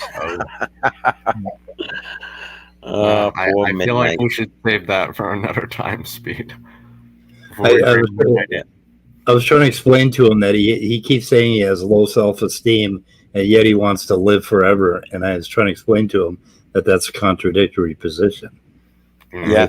If you hate yourself, wouldn't you want to just die and give another being another shot at it, like reincarnate as totally Hey, new? that reminds me, like, you know that how creationists make the claim, or maybe it's just so tangible, I don't know, but like, you have an infinite timeline, so how could you reach now? Like, Yeah, I don't know. yeah. It just that's that's a standard argument from presuppositionalists. Yeah. Basically, that infinite dominoes, can never get here. And it's like, yeah. Well, Oh, sorry. Could never get anywhere, right? Because it goes back infinitely, so there couldn't be anything. So obviously something's wrong with that model. Yeah. Netflix said his laptop was getting messed up. Oh, okay. Can I respond to Chris's question in the chat?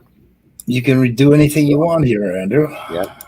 Don't forget, ask. Don't ask. I know. I'm sorry. I know. I'm gonna keep on you until you get better at it, Andrew. Yeah, that'll help. Yeah. So basically, Chris, there's no center in the universe. Basically, like I was saying, you can think of the CMB is everywhere now, just it was everywhere then.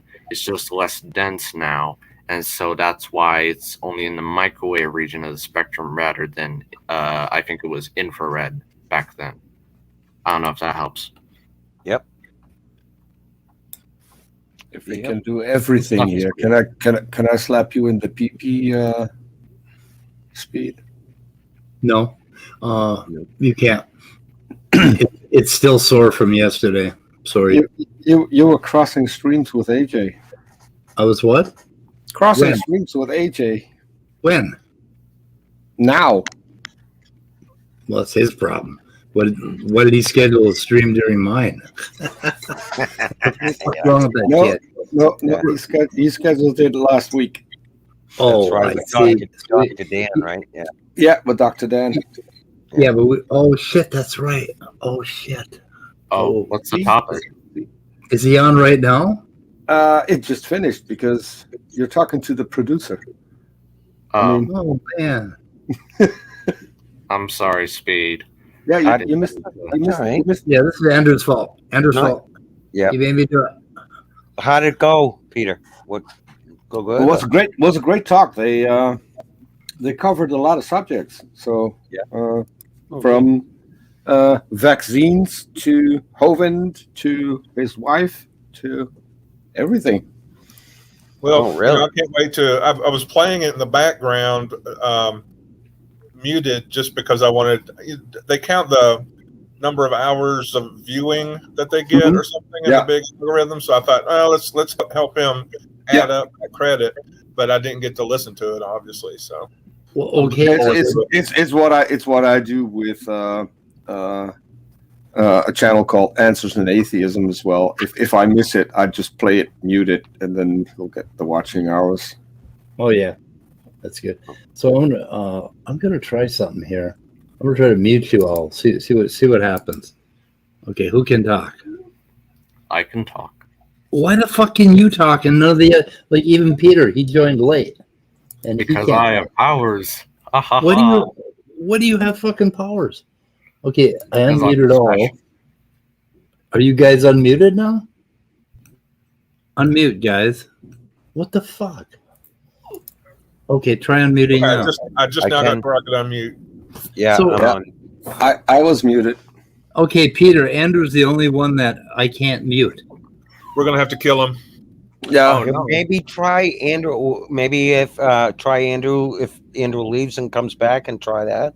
Yeah, it depends on when you started the script. If you start the script after someone has already joined, that might be a possibility. I'm not The sure. script starts automatically when I start StreamYard, so it's he was the last one to join.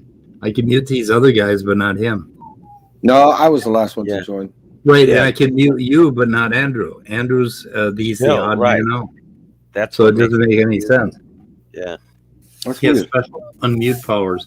Anyway, I linked Atheist Junior's stream in the chat, so everyone here should go over and watch his stream because he's only got like 66 views, and he should have another 20 views, right? Because I got Mhm. 20 people watching. So anyway, Yep. so it worked out for the better, didn't it, Peter? It's a good thing I did this stream, Yeah. or I couldn't have sent all these people over there. Well, There you go. and here's the thing, and I just mentioned that to Dr. Dan. Might be something that you like, Speed. What's that? Would you like to do a show on vaccines and myths around surrounding vaccines and stuff? Oh, especially when Jason Ezard or Faithful, Honest, and True. Did you get the email from him this morning? Did anybody else get an email from him this morning? I haven't checked yet. So Talking about Dr. Oh, this crazy ass Dr. Vladimir Zelenko, MD. Nope. And his crazy. Okay, he says that it makes rough spots on your cells, and so your cells can't go through your body smoothly, so you end up dying in 2 to 7 to it's a new vaccine. Yeah, I think I might like to do that. And Wow. I know. So you're aware that I'm friends with someone who worked on the vaccine oh, really? That would be good. and is a consultant for the World Health Organization. Can you get that person on? I might be able to set that up. Yeah, Because- that's Doc. What's his name? I forget his name. Ian Bolton, Yeah, Dr. Octopus. Doc Savage. Doc Savage. Yeah. I don't know a hell of a lot about the vaccine, but because mRNA, and they've encapsulated it so that it enters the cell membrane, and I believe it creates proteins that end up going into the cell membrane that will make it look like it's a virus, like it is the virus. Your immune system kills that cell. So anything that basically gets this mRNA is going to die, right? So you're going to give up some cells in order to get that immunity. But they're claiming these cells stick around and basically, what the fuck did he? Let me see if I can find the email. It was, I was like, what are you talking about? But anyway, I've got some, I call them friends with quote marks around them, some longtime acquaintances who I am considering never talking to again because they haven't gotten the vaccine. Because in Minnesota, we were down around 100 cases a day, but yesterday we went up to 230 again. And it's like it has been hanging on. And I'm pretty sure it's these fucking anti-vaxxers that are doing it. And it's like, I am done with these people. I am done with these people. Well, the guy I talked about, he did, and his people developed a vaccine where you only need one shot, which is kind of cool. Yep. So Okay, let me see if I can find this guy. Boy, that Jason Elder, he is a friggin' nutcase, isn't he? Holy shit. Okay. So the email he sent me is, he says the vaccine is deadly. It may give you some small protection against the virus, but the proteins it produces attach to certain cells and puts sharp edges on those cells, making it harder and harder for them to move through the body. Sound a bit like sickle cell, huh? And that's only the half of it. He says if you take the vaccine, it's a death sentence 1, 2, 4, 7, 10 years down the track. And he explains why. So stop telling people less people are dying that have had the vaccine. Because I made a comment and I said, okay, it's fair that unvaccinated people are dying.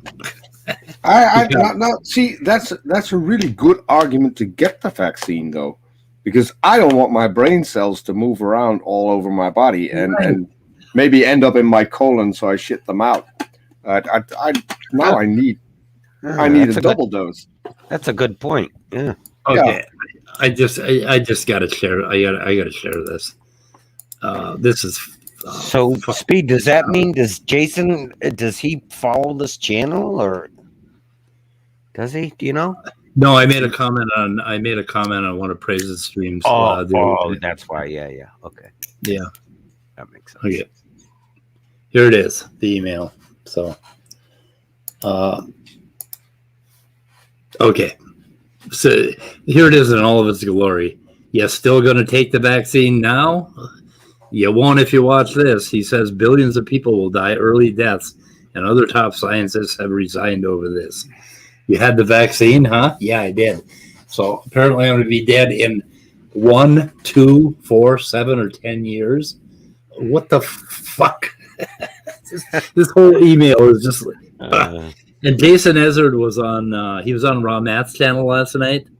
I mean, after he doxed SFT and fucked with him and threatened to kill Immutable, me, and a bunch of other people, SFT is somehow still closing up to this guy. I don't get it. I don't get it. The guy's obviously off his shit, right? Yeah. And he's worse. Obviously, he's a real heavy drinker, and he's like when he's drunk, he's like much. Yeah, right? And he tells a story about his friend who died in a bathtub and was dead for an hour, and they revived him. That must have been Jesus. I don't know. Yeah, might be that the bathtub was outside and was freezing. I don't know. So that could be a possibility. Yeah, so he was cool. His brain was cooled to less than 50 degrees instantly in Australia. I don't know. In Australia, that's Australia's a country that's popular for having freezing temperatures. I mean, yeah. They got polar bears. Yeah. The one good thing is Jason he's from Australia, and it sounds like he's like way out. Like he's from Tasmania. Yeah, Ian Chen says he's the equivalent of our hillbillies or mountain people. Yeah, that sort of thing. Yeah. From what you described, he seems to act like the Tasmanian devil from the cartoon. Yeah, that would be a good description. Yep. Yeah, the COVID Delta, I think is. I think most of the cases in Minnesota, they think maybe COVID Delta, and that's pissing me off because if everybody had gotten the vaccine, I think we could have stopped this thing. I don't know, but I have tons of people that just refuse to get it. So yeah, we have the vaccine, and a lot of people are getting the vaccine. So they now opened up restaurants and bars and stuff, and now we're getting spikes in new COVID cases. There was one party, and there are now at least 90 confirmed new COVID cases as a result of that particular party. And we have another one that's not near where I live, but I think that's up to 150 already. So yeah, it's good. Let's open up everything. Let's pretend it's gone now. What did this guy supposedly get a Nobel Prize for? A Nobel Prize? Well, no, he didn't. It didn't say anything about a Nobel Prize. That's what I came in here to ask you guys. Does anybody here know what a Nobel Prize is? Anybody? No, is that what he said? Nobel Prize. A Nobel Prize. Read the title of the email. He said Nobel Prize. Oh no. Okay. Yeah, Nobel Prize. Nobel Prize is Jenny and Arthur Price's third kid. No. Yeah. That's A Nobel kind of Prize. Leo, a Nobel Prize is what I charge for my artwork. Okay, I looked that's this like a guy. scene- that's I a looked senior this guy up citizen and discount. Yeah, sorry, speak on. I looked this guy up, and he's famous for creating this concoction of what is it, hydrochloroquine, Hydroxychloroquine. hydroxychloroquine, and two other things that sounded an antibiotic. Oh, no, Speed. Hydroxychloroquine. Don't He mention created a that. cocktail, basically. Oh no, Speed. Don't mention that around Jay Spetchcock. He'll go crazy. Oh, no. on that one. Oh no. Yep, he is. He's famous for that. At 10 o'clock p.m. tonight, Speed, Sal has nerd news. Creationists score in peer review. Zinc fingers TF3A or TFIIIA. I don't know. I'm assuming it's TF3A, but I could be wrong. CTCF, no targets, waiting time. I saw the creationist score in peer review, and then the zinc fingers after that. And I'm just like, oh, look at this dude.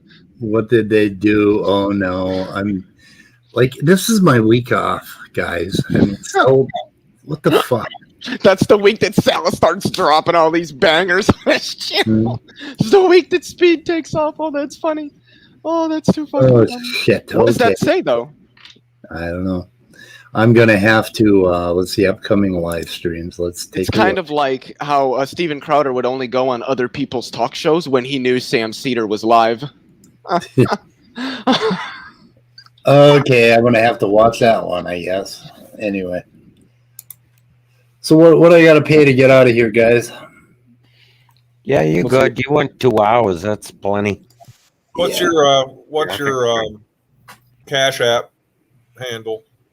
I'm not gonna tell you, Scott. Well, how am I going to get your money? Okay, well, I guess I'll tell you mine. I'm going to criticize because you're 15 minutes shy of 2 hours. Oh, really? No, 2 hours and 2 minutes. We've been No, going. it says it's on YouTube. It says started streaming 105 minutes ago. 2 hours would be 120. YouTube is always wrong about everything. Yep. It's good. YouTube and Dessel Drace are kind of like twins. So everything you said during this show is wrong. Shit. Yeah. Oh, I said Where'd you get YouTube that? is wrong. Your sound is always right. Okay. Yeah, but you're on YouTube. You're part of YouTube. I know. Okay. I want to end this, guys. Is that okay? okay. Yeah. Okay, he says he thinks the zinc finger TF3A is impossible to evolve. Yeah, and that's kind of bullshit because I looked into that. I think it's a motif, and no, it looks like it's pretty easy to evolve, but we'll have to see what they say. Anyway, we will take a look at that shit and we'll talk about it tomorrow. Oh, my brother's coming tomorrow and I'm going on vacation. I'm driving, so I'm going to be missing actually for 3 days, but we'll see. We'll get to it next week. So we're going to talk about it tomorrow, but you're not here to talk about it. I don't think I'm going to be here to talk about it now, but I will be here to watch. Okay, I will be ruminating for 3 fucking days. But who's going to be here then? No one. No one will be on YouTube. In spirit. Yeah. That kind of invalidates the fact that you say that we will be talking about this here. Yeah, I said that before I realized my brother's coming bright early tomorrow morning. So, Anyway, The joys of old age, right, Speed? here's the late Simos Funk. The late Hey, Simos Funk. hello everybody. I've got something. I've got the meaning of life and everything to tell you. What? The universe. So, What? you're ending, are you? Okay, never mind. It'll wait. It'll wait till after the holiday. Okay. Yeah, let's wait till Monday. And anyway, you guys, welcome to Talk in the Back Room. But I want to end the stream for the day. Okay, everybody okay with that? Yeah, good stream today. Actually, Speed. I really enjoyed the conversation earlier. Good. Yeah, Simons is here to overtalk your outro, so I think we're all set now. We're all set.